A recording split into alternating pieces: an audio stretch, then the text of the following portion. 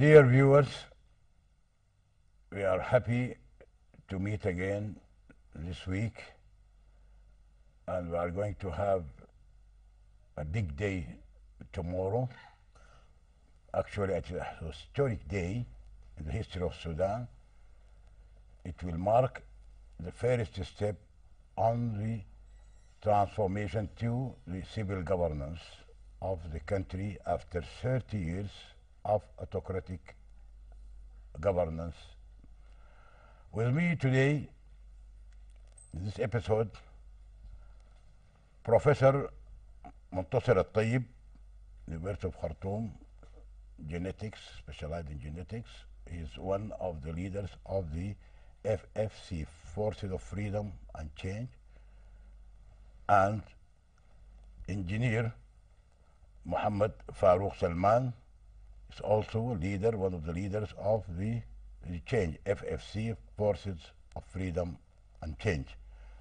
Welcome.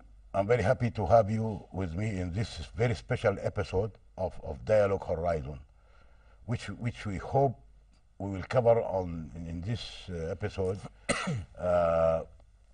First, we'll cover your expectations about the event of tomorrow, which will be the signing or ratification of the declaration, the Constitutional Declaration, which will mark the first step on the road to democracy or civil governance.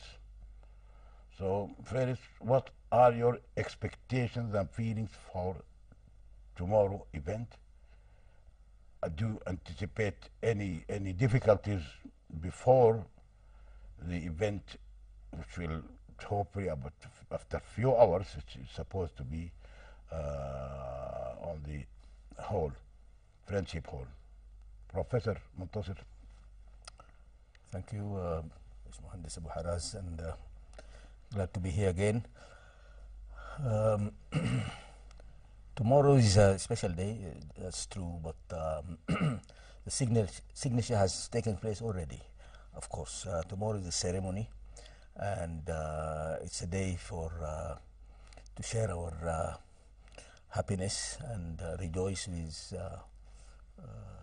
the rest of the world, whoever is coming, and for people of the Sudan who haven't got the opportunity to express also, their let me call it relief, after this long process of negotiations. So it's a special day. Another day that is going to be special is when the Prime Minister takes over formally and a new government is formed. So you are expecting everything will go well as scheduled or as prepared for. So do you expect some guest of honors, presidents, for example, of certain countries? As far as I heard, there will be some president. I hope at least the Ethiopian president who started the mediation, which was crucial for the whole process, will show up. I'm not really well informed on the others of the whole celebration. I'm not really well informed. Okay. باشمهندس محمد فاروق سليمان or Salman. What are your expectations and feelings for event of tomorrow? What will be? First, let me express my happiness to be with you. Thank you. I'm an engineer, and For us from this tribe that you have a great records on this profession, especially as an engineer and as an activist in the public sphere in Sudan. I guess tomorrow is going to be a special day for Sudan. For me, it's early to celebrate because actually it's a day for launching our expectation for the transitional period. Not yet after this 30 years of darkness in Sudan, we can see that we can bear the lights yet. No, I don't think so. and shows the difficulties that to find the suitable way for the engagement of the MTC on the transitional period. Actually, it went through hard times and a lot of sacrifice from Sudanese people that we shouldn't do, but it went this way, and we should be proud of what we did as Sudanese people. And we just crossed the first hill. Many hills remain to be climbed so as to reach the freedom and justice and peace in Sudan. Sure, Sudan people should feel happy for what they achieved and should feel proud of themselves. But we should also know that we have a lot to do on this road. Hopefully, we learn our lesson through these years of suffering and marginalization and unfair and this actually the unfairness on every aspect on Sudan for gender issues, for marginalized people, ethnic and religion issue. Actually, the government of NIF, Ngaz government, representing a series of failure since our independence. So it's a great start for Sudan people. Let us hope it will be a great day, and it's just a beginning. It's a just the historical, beginning. and it's a good and a big beginning. Okay, Professor منتصر الطيب. Tomorrow, as we all agree that it will be something like a historic day, and some people they are saying they are not celebrating. Actually, they are marking that day because they are feeling the grievances of the martyrs who died till we reach this moment of tomorrow. So that's they try to be skeptical to call it celebration. It's not celebration. It is a benchmark or a landmark on the history of Sudan. But apart from this dark shadow of the grievances of the families of the people who lost their loved ones, and we also lost our loved ones with them. Do you think the absence of the revolutionary front will add to this darkness or shadowing? Because they declared, I heard that they declared, officially declared that they are not going to attend this event. I'm trying to not to say celebration, but to avoid this. This is what I heard this evening. Will that have, in your opinion? Yes, it will definitely overshadow or it will, in a way, have, let me call it a negative connotation on the whole event and celebration, because people have the right to celebrate. We have very few moments of triumph in our history. This is one of them. Yeah. You know, and we need to celebrate. Yeah. You know, there is no harm. No harm, If you celebrate even going halfway, because revolutions cannot achieve their goals, you know, at one strike. Yeah, you know, yeah. it's a process. But the point is, for a final victory, people have to have peace. You know, for the transition to start correctly, you cannot start the transition without addressing the issue of peace and without settling the issue of peace. We cannot start the transition having some, you know, serious issues dangling, like the peace, the issue of war. Yeah. Nevertheless, as I said, people have the right. You know, people have been in the streets for 9 months now. 9 months, yes. 9 months. Even if you achieve partial success, this is a day to celebrate. A day to celebrate. So I'm not. So you are asking people not to be so sentimental or so emotional to offset the beauty of this day. No, in fact, those martyrs would have liked us to celebrate. because this is their day. I don't know, is it Al Faituri or who, when Wardi sang, and for this day, For these days, you yeah. are also you're doing efforts and you're working for. yeah, You was yeah, talking yeah, about independence. So- So this is the day those martyrs they're working for. They were not working for the revolution to go. This for everyone. Yes, and bust, and nothing to be achieved. Yeah, That yeah, is yeah. a major worry, that not all revolutions succeed. I Not mean, all. the Algerians have been together with us on this, and they haven't reached a goal Till now, yeah. till now. So not all revolutions by necessity succeed. Succeed, yeah. But the beauty of this move, it went on very calculated steps since December last year on the big, strong slogan of peaceful demonstrations. No way, nobody can use any excessive force, although they used it, but the peaceful slogan, the peace slogan of the demonstrations was one of the tools which made this success in changing a very powerful regime. What do you think, Engineer Muhammad? In fact, this will put us on the history of the human being, not only the Sudanese history. To be that committed to the non-violence way of demonstrating and the mass people, though the aggressiveness of the previous regime against those peaceful demonstrators in the streets, we were so committed with the peaceful ways of expressing our refusal for the government. And this is not only us should celebrate it. I guess all the world should do this, all the human beings. Sudanese revolution came while we saw that how it ends for the Arab Springs in many countries. If we look at Syria, Libya, and Yemen, there is a wars everywhere.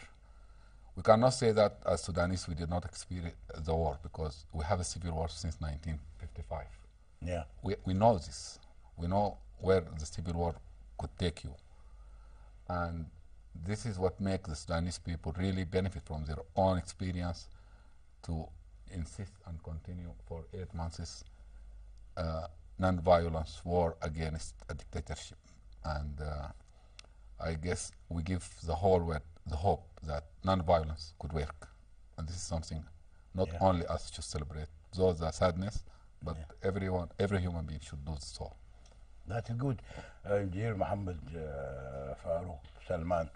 This is good, but I want to add another phenomena. I call it a phenomena, which I don't think it happened in the history, the near history of in the international community, which is the contribution of Sudanese in exile, Sudanese in Europe, Sudanese in America, millions. For the first time, I don't think this has ever happened to a country except Sudan. And people started talking about this. Even some journalists, international journalists, they were admiring the Adbara train. They call it as something, the most beautiful scene in a revolution, to see a train like this.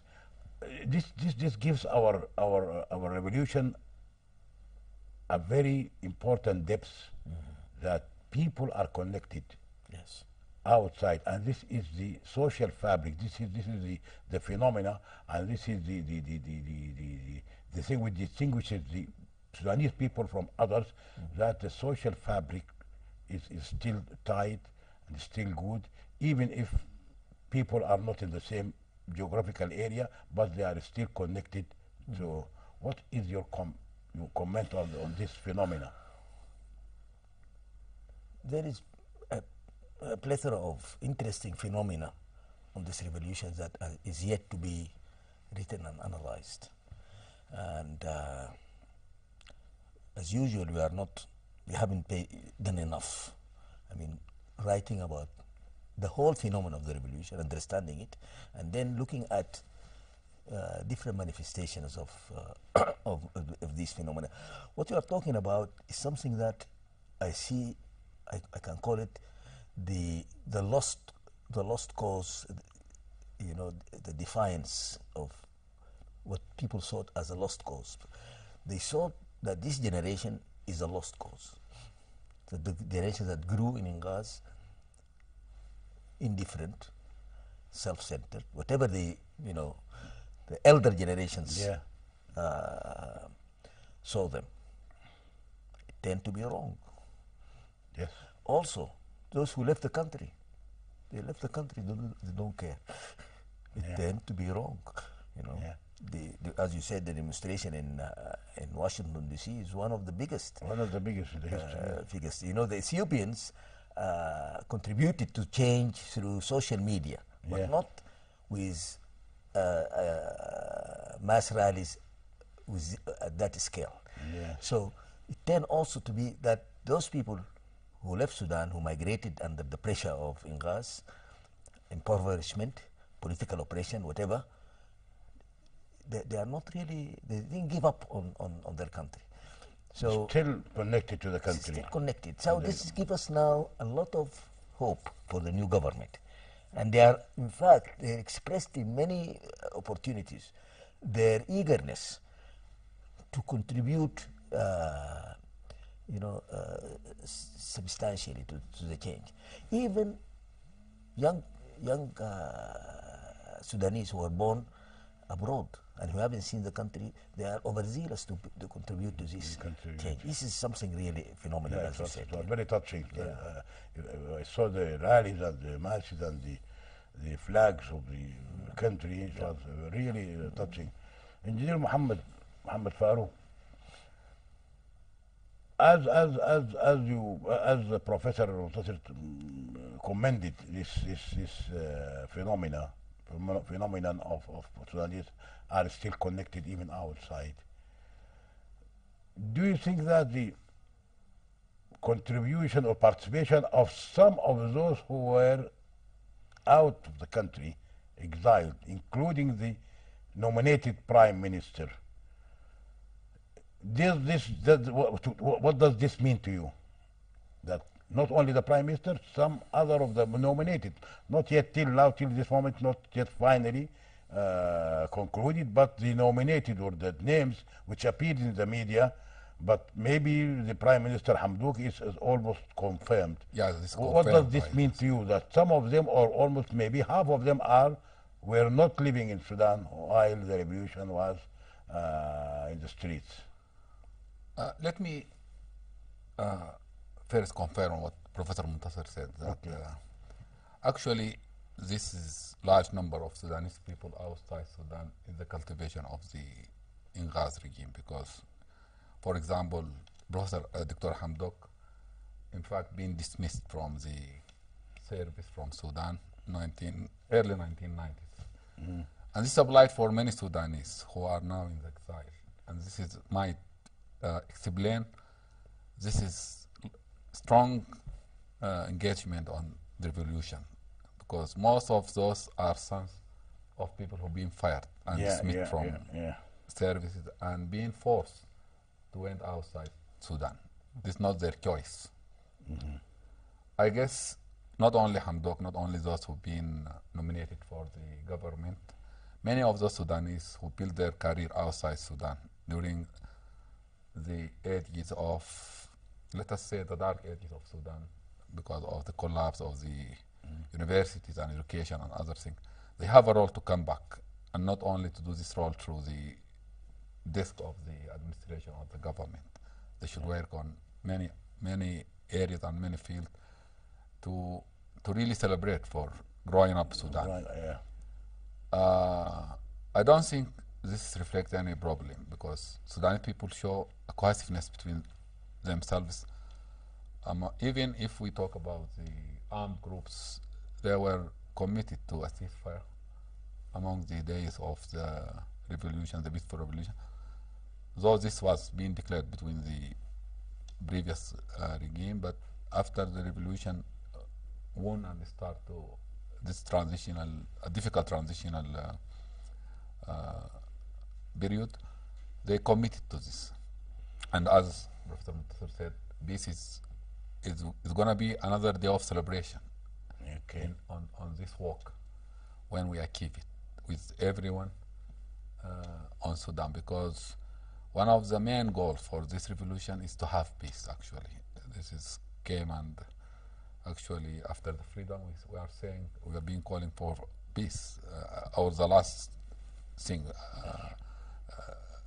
gonna be the justice, and this is actually will heal a lot of injuries and graveness made for our people in Sudan. And I think this is show the role of every Sudanese people being not doing their role on the Sudan on building, and due to the wrong policies and the nature of dictatorship.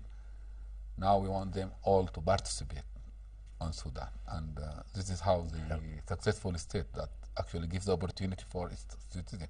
And now I guess they create it and they give it also to non-Sudanese, and we do this role Okay. on the region. Very good, very interesting. But I want to ask Professor Muntasir a very interesting question, which is related to his specialization as a professor in genetics. He's a name on the word, I think. He's a name, he's a big name, as I know. He's a scholar in this field of the genetics. Will the genetics of these people who lived outside or were absent in Sudan for quite a long time, they did not really touch or experience the hardships which been encountered by most of the Sudanese or the young revolutionaries. This hardship, it was really very, very tough days in all directions, in getting the food, the commodities, in the trying to make ends meet between the income and the expenditure and things. These people were totally in a totally different environment, total different cultures. Will those who are gonna participate, including the Prime Minister Hamdou, will this have any effect on their performance as ministers or prime minister? This is a quiz that I was not prepared to answer. It's an interesting question as a research project, but let me tell you, you mentioned a very important word, which is environment. Yeah. Because in genetics, you inherit your you're hardwired with your genes, but these genes, to operate, they need an environment. It has been shown that people who migrate, for example, to Holland and Europe, they experience different. If they are coming from Ghana, for example, or Sudan, they experience different set of physical and mental illnesses due to their So it's a very interesting area. As far as the performance, Hamdok has been working most of the time in Africa, so he's not far away from Sudan. From the environment. So I don't expect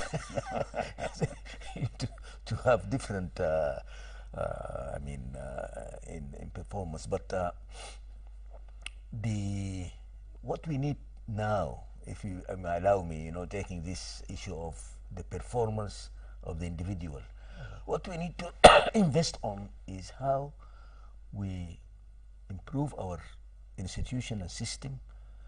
So if even a white British who came and worked in Sudan, that has been in the past, the administration of Sudan was working, like a clock because of the system.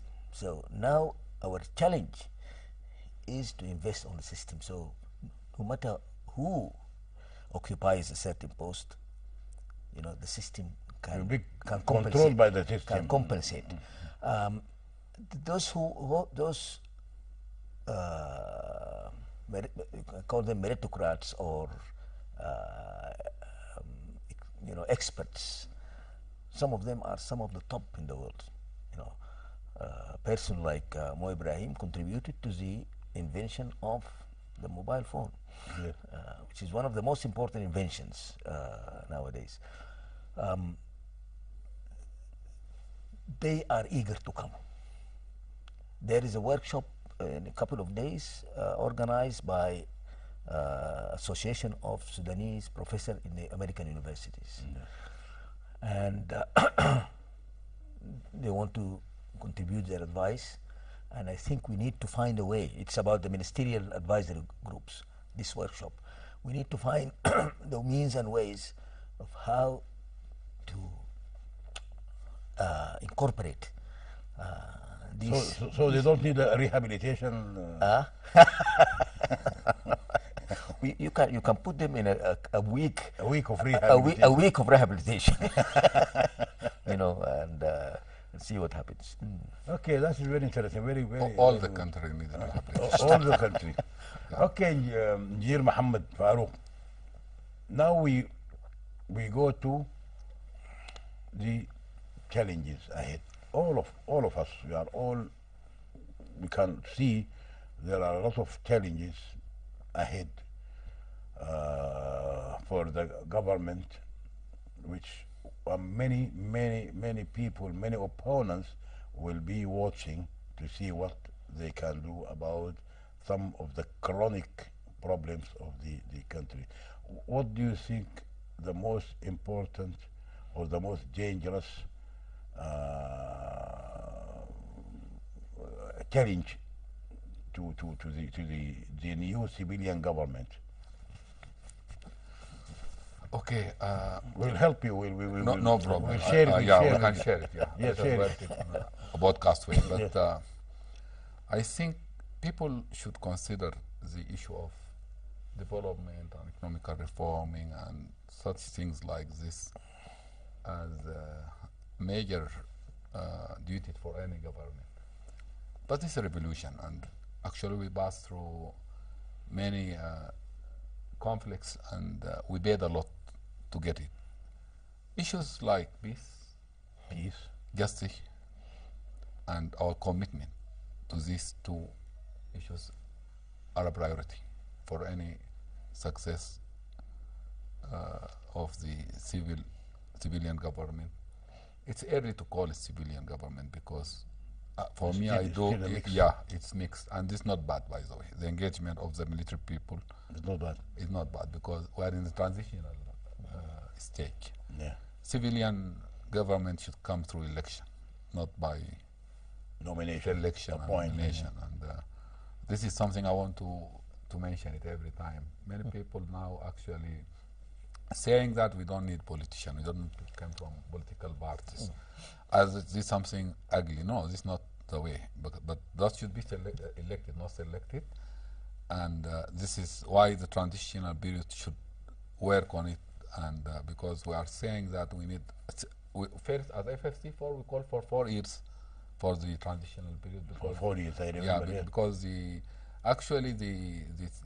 civil society in Sudan being in war with the government and being weakened and being distracted as many aspects on the natural and civil life on Sudan. It's good that Sudanese make out of all of this destruction and mess their revolution, and they should step by step want to build a real civilian ruling system. And this is, we should participate with the army, with the armed forces that been on this civil war for many years, and to address all issues that could establish a real armed forces that will not interfere the political sphere anymore.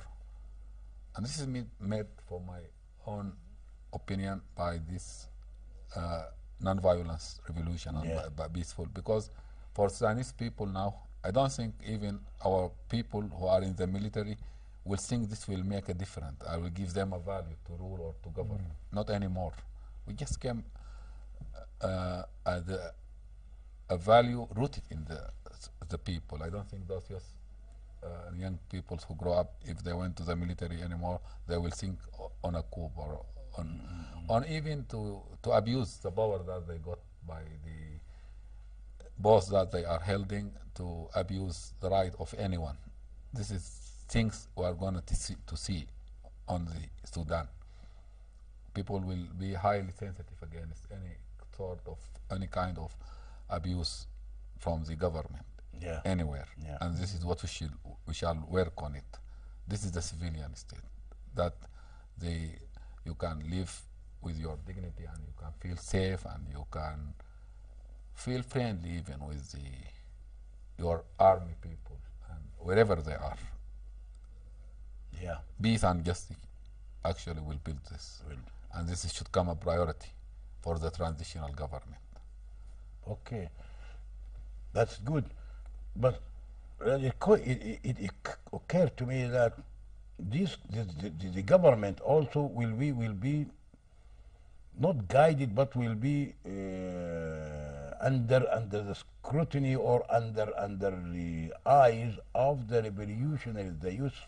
The youth, they have their own demands, which made them take to the streets, which made them to die, which made them so brave. But any failure or any difficulties or any hurdles for in the civilian government, this traditional government, this might lead to losing some of the momentum of these revolutionaries, which might grow and swell up to resentment, and then taking back to the streets if the government did not meet their demands, especially for alleviating the hardships of living. So, do you think the government will be capable of waiving or lifting these hardships so soon or so quickly, or how long will it take? And what is the effect of the foreign policies on in expediting the process of relieving the people of the hardships, the present hardship? Till this moment, we are in hardship. Well, there are few issues that has to be clear and spelled out regarding the government. First, this coming government has to implement the program of freedom and change. This document, the outlines, it has an obligation. The 9 goals. You know, it has an obligation because this is. But secondly, this is not entirely the responsibility of the government alone. You know, we need to,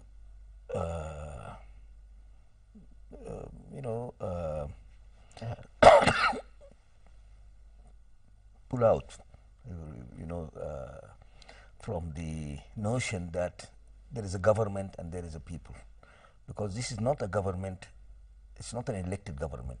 It's a government that mandated to do a certain job. If this mandate is not supported, doesn't have a popular support enough, the government will not succeed. So there is an obligation. So people, instead of raising the expectation, waiting for things to happen from the government, let us see how all of us can support this government in the coming 3 years, because the success of this government is our success. The failure of this government is our failure. Yes. You know, the major challenge, as going back, is, as you said, is the economy. And the economy is, everything is about the economy. All these happy countries in Scandinavia, you know, God did not create them happy.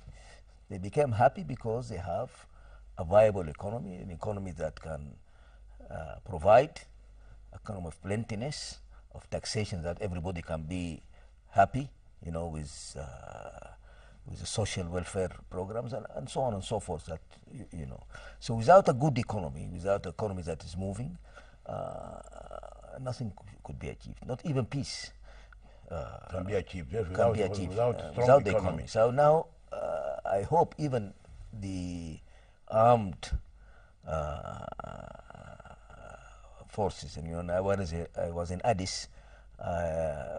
Whenever I find one of the leaders of the armed groups, the only topic that I raise with him is, or her, is the economy. Economy. Is the economy. It's not the security, arrangements and other things, because this is the major challenge of The us. big- And big- that's big what challenge. actually toppled, what brought down the previous regime. Yeah, that, exactly. mm. But why topple that previous regime? Because one of the reasons, in my opinion, this I'll pass this question to engineers. Farouk, maybe we are both engineers.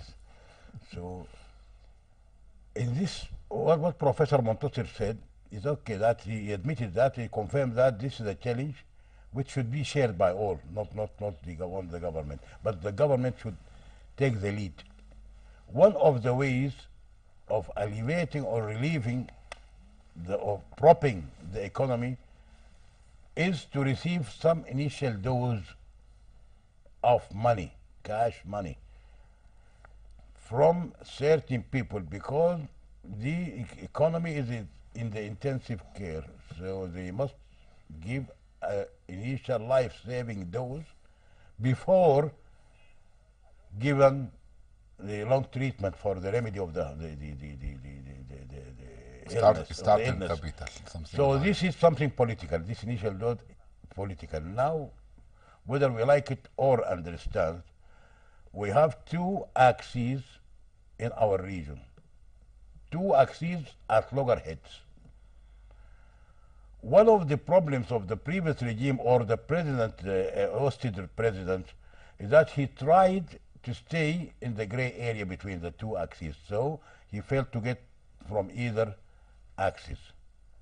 Now, will the government or will the policies of FFC allow for such alignment or leaning to one of the axes? I think these days in Sudan is gone. No more we play a role that as an agency or as a, we will respect the interests of all our neighborhood. We try to affect positively wherever we can do with to them, but not the way that Omar al-Bashir was doing. Sudan relation with foreign countries should be maintained as a country with a country relation, not the government, not the regime. It is something that, as in everywhere in the world, you should respect others, you should respect their security, you should respect their fears, even if they have fears towards you. And you should give them something that makes them feel safe towards you. If we look at this, this is not something that they created, these two axes or whatever happening now around us in the region. This is actually something initiated by our regime on the 30s. We were, this regime of Ingas, we initiated or they did initiate this terrorism around the region. They've been supported many fundamentalism, not only on Arab region or wherever you can see, even in Africa. In 90s, Osama bin Laden was staying in Khartoum, and this is something that we should deal with it, and we should know. The word pay for the evilness act of this government, not only us as Sudanese people. So this is something need different concept from how Bashir was dealing with the world around us. We want to be friendly to everyone. We don't have any agenda to rule the world or to export our revolution anywhere. We are just concerned to live together as Sudanese and to live in peace as Sudanese and with everyone around us. To see what we need to start for our economical reforming, I think there are many issues that if being addressed correctly by the government, they're going to be a good saving of money. Let us see first the war. If the war is stopped, I think it's a hell of money. Yeah. Corruption. In fact, Sudan was very rich. And even if we can see how a lot of money of Sudan just being leaked because of the corruption and not gone on the state treasury, just gone for a bucket of some people, if we look at the gold, the mining, and the way that even there is, as engineer, we know all that there is a big hazard of the health way of this random or what you call popular mining for gold, and even the other natural resources we have in Sudan, if it been managed well, and as you see, the revolution that we have a very good rain season. This time. Something actually promising. But this is something could save us a lot of money. For sure, we need some support from the international. No doubt of this. And I don't think anyone on the world now will be afraid, because one of the criteria that being made for to have this sort of support or finance is that they are not trusted the previous government, because they know 90%, if not all of it, went either to the war or in corruption, for not directly to project or scheme in the country. So you are optimistic that you So can, much. but I beg to differ, because you are right. We have a lot of resources. Sudan was used to be rich, not far long time ago. I'm not mentioning any investment now. I'm just Not saying investment, not stop investment. the corruption, stop the war. But you these two things. still need, Bash Mohandes, you need money. For example, I give an example of Egypt. For example, Egypt economy was ailing, was almost collapsing. It was propped by $12 billion in cash by Saudi Arabia, Emirates, and Kuwait. Maybe in three countries, they propped the economy of the Egyptians until this moment. Without these initial dose, Sisi could have not survived till this moment, because the economy could have collapsed, because he already has opponents, the Islami, the Muslim brothers. They are coherent, and they are still causing some of disturbance to the security of Egypt. Here in Sudan, we cannot stay in the gray between the two axes, because there is a big ideological difference, Professor Montasir, big ideological difference between the two axes. One is harboring and is the hub of the international Islamic movement. The other is totally and categorically against this global Islamic movement. So no way to stand between the two, and bearing in mind that what you hosted, or what this revolution is hosted, they hosted the salvation or the Islamic regime. So still do you believe that it will work if they stay in the gray area between the two axes? Yeah, but I believe if we have a, not only announcing clear foreign policies that is non-aligned and sticking to that, the world would respect it. And furthermore, we need to use the image of the revolution. There is an opportunity now. There is something to sell, about Sudan, to the world, that this is a country that deserve, that this revolution, those young people have to show their admiration in a way, and that by supporting the transition. This is a very, straightforward kind of a bargain with the international community, and I think people are ready. That the intricacies of the regional conflicts, which is very kind of tricky, if you can say so, because you say I'm non-aligned, I'm not part of any regional, but the fact, just by the mere fact that you have toppled al-Bashir, you are more close to the other axis. By de facto. By de facto. You see, the issue now is how to convince. I think we can play a role in that. If Sudan can make a national reconciliation, a political reconciliation that has failed in many countries, including Libya, we can convince the other axis to give up their expansionist, ideological, adventurous policies, because this has proved to be non-productive and a big failure in Libya, in Egypt, in Sudan, in Syria, Turkey, Yemen. and Syria and Yemen. Yeah. They have to, people have to address that and talk to them, you know, and we know where is the center of all this is, you know.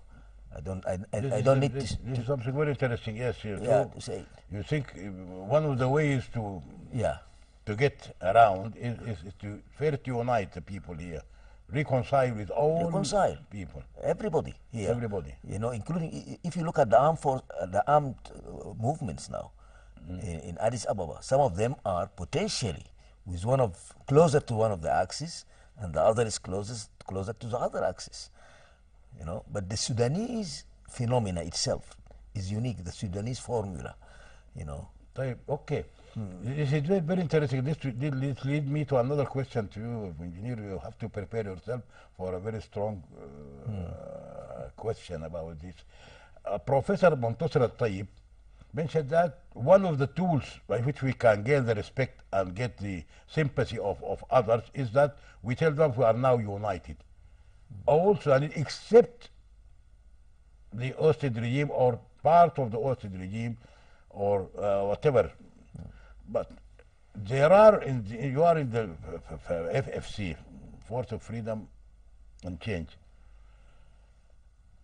At the start, some of the groups, Islamic groups, let's say Islamic groups, which were they became actually, they were one unit, but they became anti the NCP, the National Congress Party, and to the ruling regime at that time. The FFC did not welcome them like the popular Congress, like Reform Now. They were eager and they tried their best, and some other Islamic people like Muhammad Ali Jizuli was openly inciting all his followers against the regime. He was one of the most imprisoned or apprehended person in the hostage regime. For quite long times he was against. So that's why he was sure he was against the hostage regime. So is the FFC against the hostage regime or against the Islamic groupings? I will use Muntasir word, the Sudanese phenomenon. Actually, this is something very different, because if we talk to me about Muhammad Ali Jizuli being arrested for a long time, he was ISIS when he had been arrested the first times.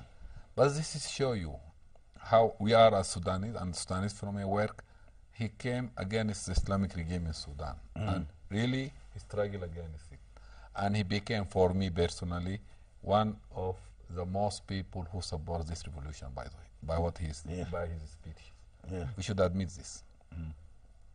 And this applied to the youth of Popular Congress and Reform Now. They were part of this revolution. And we declared it actually clearly, if you remember, Muntasir, that this road for change actually could occupy everyone, not only for FFC. Yes.